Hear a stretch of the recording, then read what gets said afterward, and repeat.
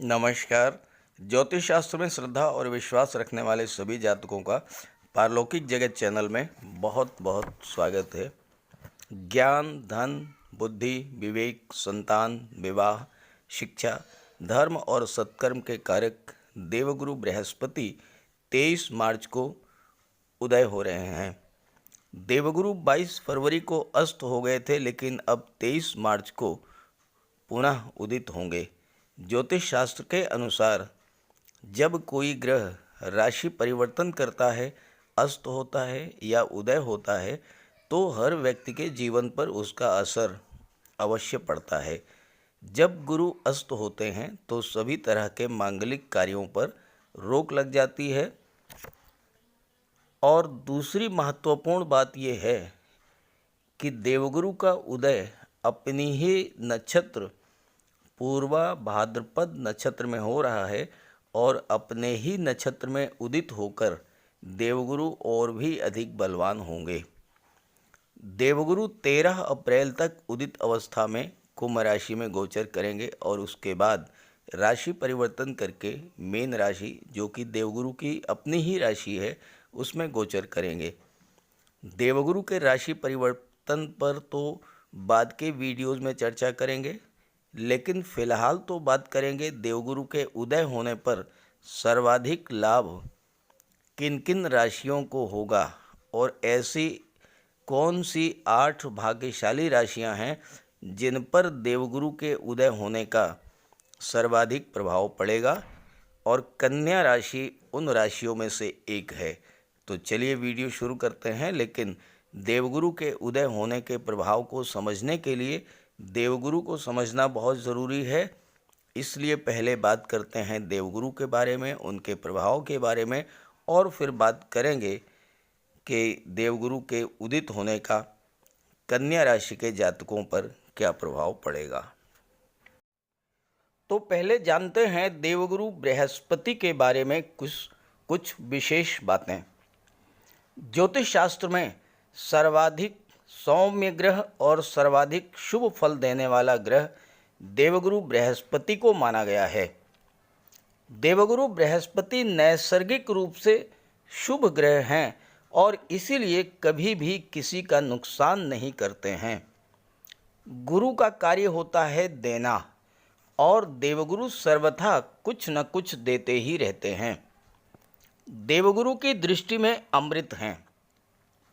देवगुरु अपनी राशि में, धनु और मीन राशि में बहुत अच्छा करते हैं, क्योंकि धनु राशि और मीन राशि के स्वामी स्वयं देवगुरु बृहस्पति हैं।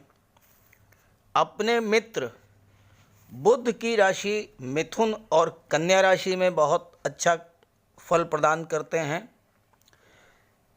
सूर्य की राशि सिंह राशि और मंगल की राशि वृश्चिक और मेष राशि में भी बहुत अच्छा फल प्रदान करते हैं। और तात्कालिक मैत्री की स्थिति में शनि की राशि कुंभ राशि में भी बहुत अच्छा फल देते हैं।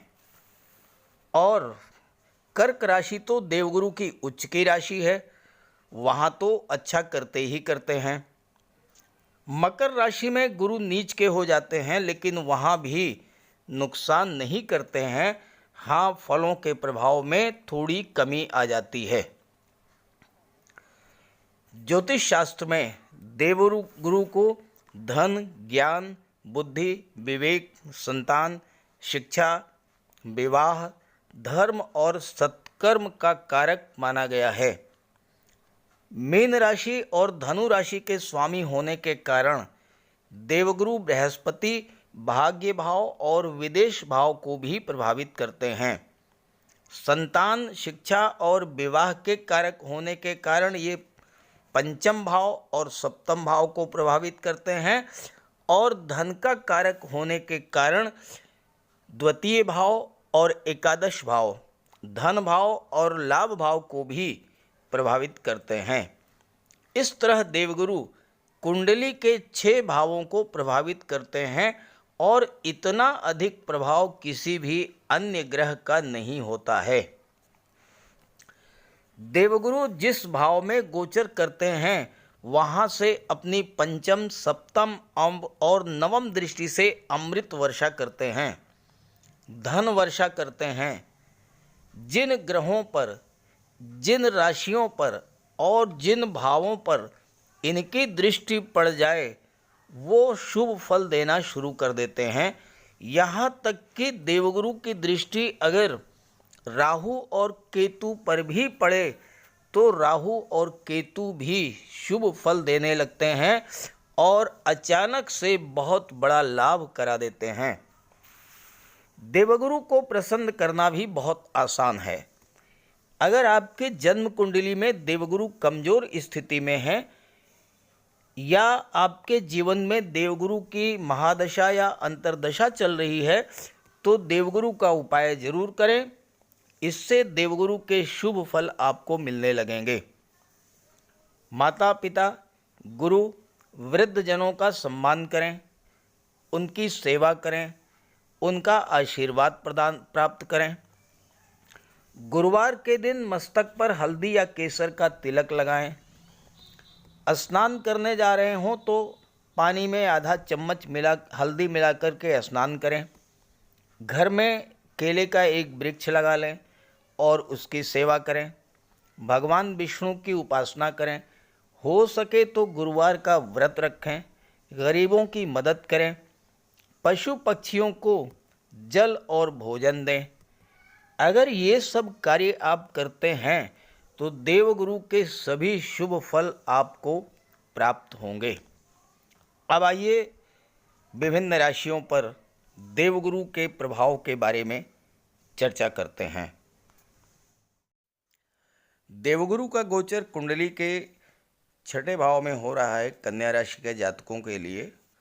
हालांकि देवगुरु कुंडली के हर भाव में अत्यंत श्रेष्ठ फल देते हैं। अकेले ऐसे ग्रह हैं जो कि कुंडली के सभी भावों में शुभ फल ही देते हैं।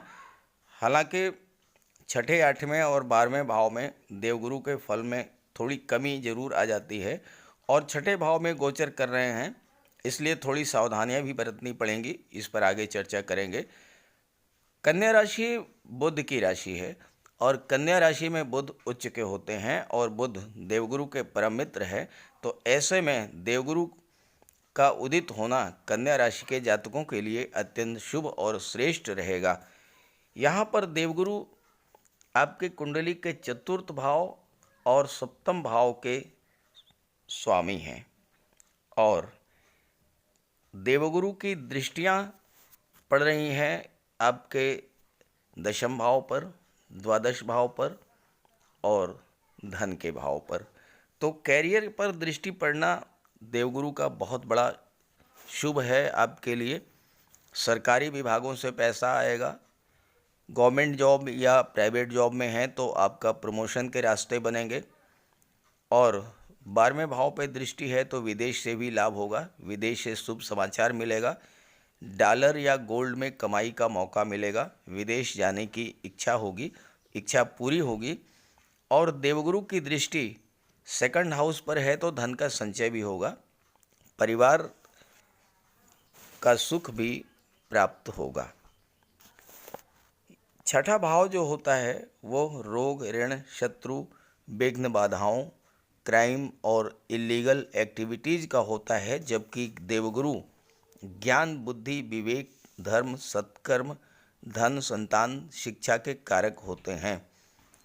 देवगुरु धर्म और सत्कर्म के कारक हैं और ऐसे में जो जातक अच्छे कार्यों के लिए, जैसे बच्चों की शिक्षा, रहने के लिए मकान या किसी धार्मिक प्रयोजन के लिए अगर आपने कर्ज लिया है तो देवगुरु का ये गोचर आपको कर्ज से मुक्ति दिला देगा। साथ ही साथ देवगुरु की दृष्टि विदेश भाव पर है और सुख भाव के स्वामी हैं, परिवार भाव के स्वामी हैं। तो आप सुख सुविधा के साधनों पर, पत्नी और बच्चों पर धन खर्च करेंगे, उनकी इच्छाओं की पूर्ति करेंगे और ऐसा करने से आपको खुशी मिलेगी। छठे भाव में देवगुरु का गोचर है तो जो छात्र पढ़ाई कर रहे हैं और छठा भाव कंपटीशन का होता है, तो उनके लिए प्रतियोगी परीक्षाओं को क्रैक करना बहुत ही आसान हो जाएगा। देवगुरु आपके ज्ञान, बुद्धि, विवेक में वृद्धि करेंगे और बड़ी आसानी से आप प्रतियोगी परीक्षाओं को क्रैक कर लेंगे। साथ ही साथ उनको पढ़ाई के साथ साथ धन की भी प्राप्ति होगी, जैसे कि कोई स्कॉलरशिप मिल सकता है, कोई पार्ट टाइम जॉब उनको मिल सकता है। और आपका स्वभाव ऐसा होगा कि आपका कोई शत्रु होगा ही नहीं। देवगुरु का स्वभाव है कि वो चीज़ों को बढ़ा देते हैं, चाहे वो अच्छी हों या फिर वो ख़राब हों। तो अगर आपकी कुंडली में देवगुरु की दशा या महादशा चल रही है, तो आप अपने ज्ञान के बल पर अब तक जो भी समस्याएं थीं उससे बाहर निकलने का रास्ता निकाल लेंगे। छठे भाव में देवगुरु अच्छे डॉक्टर, अच्छे मनोवैज्ञानिक, अच्छे काउंसलर, बहुत अच्छे अधिवक्ता और कोर्ट कचहरी के कर्मचारी बनाते हैं। और अगर आप महिला हैं तो आपका विवाह शिक्षक, वकील, डॉक्टर, पैथोलॉजिस्ट, कोर्ट कचहरी के कर्मचारी, पुलिस या सेना के अधिकारी और कर्मचारी से हो सकता है। छठे भाव में देवगुरु पैतृक संपत्ति का लाभ दिलाते हैं, ननिहाल पक्ष से लाभ दिलाते हैं, और यहाँ तक कि आपके शत्रु के साथ भी कोई ऐसी घटना हो सकती है जिससे कि आपको लाभ हो। अब यहाँ पर 2-3 बातें आपको सावधानी रखनी होगी। देवगुरु छठे भाव में गोचर कर रहे हैं और सप्तम भाव के स्वामी हैं, तो ऐसे में वैवाहिक जीवन में थोड़ा सा आपको संभल करके रहना होगा। लव रिलेशंस में भी सावधानी बरतनी होगी, और पार्टनरशिप का अगर है व्यापार व्यवसाय तो वहाँ पर भी आपको शांति से कार्य लेना होगा। और अगर कोई नया कार्य शुरू कर रहे हैं तो नया कार्य आप 13 अप्रैल के बाद करें। अभी नया कार्य शुरू करने के लिए शुभ समय नहीं है। और साथ ही साथ चूँकि सुख भाव चतुर्थ भाव से भौतिक सुखों का, प्रॉपर्टी का विचार किया जाता है, धन संपत्ति संपदा का विचार किया जाता है। अगर आप कोई कंस्ट्रक्शन का वर्क करना चाहते हैं, जैसे आप मकान का निर्माण करना चाहते हैं या भवन निर्माण में कोई आप संशोधन करना चाहते हैं, डेकोरेशन करना चाहते हैं, तो कोई भी कंस्ट्रक्शन का कार्य जो है वो आप 13 अप्रैल के बाद करें। साथ ही साथ माँ की सेहत का ख्याल रखें और माँ के साथ अच्छा व्यवहार करें। प्रॉपर्टी का काम शुरू करना है तो अभी ना करें। देवगुरु हालांकि बड़े बड़े लाभ देंगे, विदेश से भी आपको लाभ मिलेगा, जॉब और कैरियर में भी आपके लिए बेहतर रहेगा, परिवार के सुखों में भी वृद्धि होगी, धन का भी संचय होगा, लेकिन स्वास्थ्य का विशेष ध्यान आपको रखना होगा इस गोचर काल में। और देवगुरु के उपाय करें, साथ ही साथ ओम नमो भगवते वासुदेवाय मंत्र का जाप करते रहें, तो इससे आपको लाभ होगा। अब आइए देवगुरु की दृष्टियों पर बात कर लेते हैं। बात करते हैं देवगुरु की दृष्टियों के बारे में। देवगुरु जहाँ पर गोचर करते हैं उस भाव को तो प्रभावित करते ही हैं, उससे कहीं अधिक उन भावों को प्रभावित करते हैं जहाँ पर इनकी दृष्टियाँ पड़ती हैं, क्योंकि देवगुरु की अमृत में दृष्टि में अमृत होता है, और जिस भाव पर इनकी दृष्टि पड़ती है उस भाव के प्रभाव को बहुत अधिक बढ़ा देते हैं। देवगुरु की पंचम दृष्टि कर्म भाव पर, सप्तम दृष्टि विदेश भाव पर, और नवम दृष्टि धन के भाव पर पड़ेगी। कर्म भाव पर देवगुरु की दृष्टि पड़ रही है, और कर्म भाव के स्वामी हैं बुध। बुध देवगुरु के मित्र हैं। तो ऐसे में दशम भाव में आपके अंदर हर चीज़ को सीखने की प्रबल इच्छा डेवलप करेंगे देवगुरु। आप अपने जॉब या कैरियर में या व्यापार में नए नए इनोवेशंस करेंगे, नए नए सुधार करेंगे। परिणाम ये होगा कि आय के नए नए रास्ते बनेंगे। कितनी भी कठिन परिस्थिति हो, कैसे उस परिस्थिति को संभाला जाए और अपना काम बनाया जाए, ये कौशल आपके भीतर होगा, और ये देवगुरु के कृपा से होगा। इससे आपके कार्य में दिन दूनी रात चौगुनी प्रगति होगी। हजारों लोगों की भीड़ में भी आप अपना काम बना लेंगे, क्योंकि आपके अंदर व्यवहार कुशलता और किस व्यक्ति से कैसे काम निकालना है, यह जानकारी, ये ज्ञान आपके भीतर होगा। देवगुरु की दृष्टि दशम भाव पर पड़ने से अच्छे पॉलिटिकल लीडर और बहुत अच्छे डिप्लोमेट्स बनते हैं।